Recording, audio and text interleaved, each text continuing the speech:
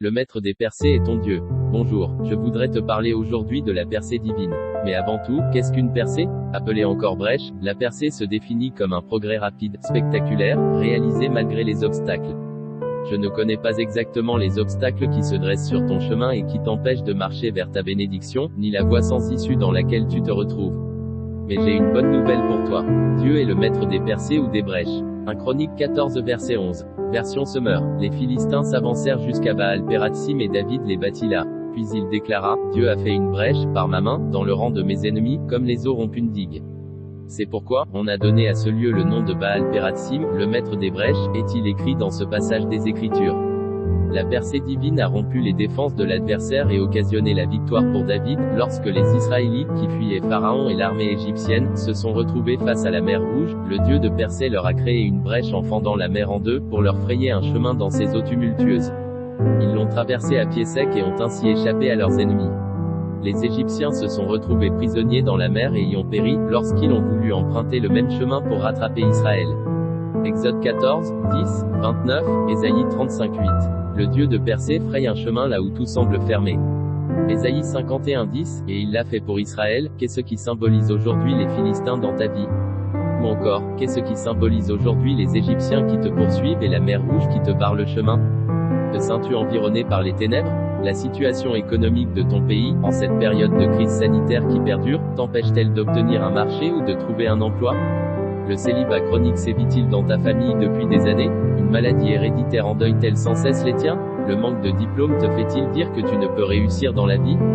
La ménopause est-elle à la porte de ta vie alors que tu n'as pas encore d'enfant?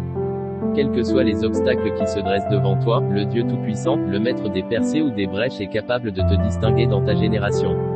Ésaïe 43, 19. Voici, je vais faire une chose nouvelle, sur le point d'arriver, ne la connaîtrez-vous pas? Je mettrai un chemin dans le désert, et des fleuves dans la solitude. Exode 14, 21, 23, 28, 29. Moïse étendit sa main sur la mer. Et l'Éternel refoula la mer par un vent d'Orient, qui souffla avec impétuosité toute la nuit, il mit la mer à sec, et les eaux se fendirent. Les Égyptiens les poursuivirent, et tous les chevaux de Pharaon, ses chars et ses cavaliers, entrèrent après eux au milieu de la mer. Les eaux revinrent, et couvrirent les chars, les cavaliers et toute l'armée de Pharaon, qui était entrée dans la mer après les enfants d'Israël, et il n'en échappa pas un seul. Mais les enfants d'Israël marchèrent à sec au milieu de la mer, et les eaux formaient comme une muraille à leur droite et à leur gauche. Ésaïe 51, 10. N'est-ce pas toi qui mis à sec la mer, les eaux du grand abîme, qui fraya dans les profondeurs de la mer un chemin pour le passage des rachetés? Ésaïe 35, 8. Il y aura là un chemin frayé, une route, qu'on appellera la voie sainte, nul impur n'y passera, elle sera pour eux seuls, ceux qui la suivront, même les insensés, ne pourront s'égarer. Ésaïe 9, 2. Le peuple qui marchait dans les ténèbres voit une grande lumière, sur ceux qui habitaient le pays de l'ombre de la mort une lumière resplendit. Ésaïe 57, 14. On dira, frayez, frayez, préparez le chemin, enlevez tout obstacle du chemin de mon peuple.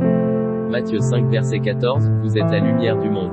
Une ville située sur une montagne ne peut être cachée. Ésaïe 49 verset 11. Je changerai toutes mes montagnes en chemin, et mes routes seront frayées. Il est celui qui envoie la lumière transpercer les ténèbres qui t'environnent. Il fait briller les étoiles dans la nuit noire. Ce n'est pas en vain qu'il t'appelle, la lumière du monde. Matthieu 5, 14. Pour dissiper et te faire percer les ténèbres autour de toi. Lève-toi, sois éclairé, car ta lumière arrive, et la gloire de l'Éternel se lève sur toi. Voici, les ténèbres couvrent la terre et l'obscurité les peuples, mais sur toi l'Éternel se lève, sur toi, sa gloire apparaît, t'annonce la Bible dans Ésaïe 61 à 2. Oui, bien-aimé, le Seigneur fait les choses différemment pour toi. Il te sort de la situation compliquée dans laquelle tu te trouves. Dans cette voie sans issue, il t'ouvre une brèche et t'apporte la solution à ce défi qui se dresse devant toi. Il le fait d'une manière qui ne répond à aucune logique humaine.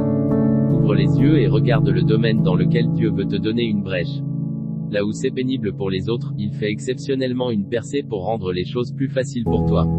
Celui qui fraye un chemin dans le désert et des fleuves dans la